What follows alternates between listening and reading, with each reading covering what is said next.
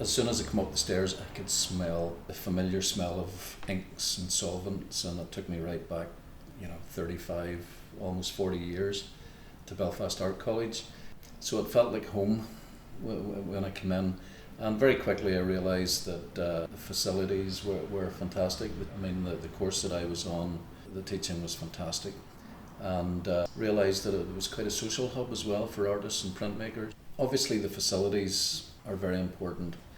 The fact that I can come in and whether it's etching or monoprinting, mezzotint, the facilities are all here to produce prints. I know there's always tutors and technicians on hand, and if you're struggling with something or need a bit of advice, they're always there and readily available to pass that knowledge on. It's something I do part-time. I'm not a full-time printmaker.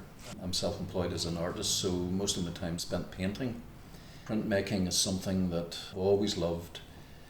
I like the fact that there's a lot of drawing involved, and drawing, I suppose, would be one of my strong points, so I like that aspect of it.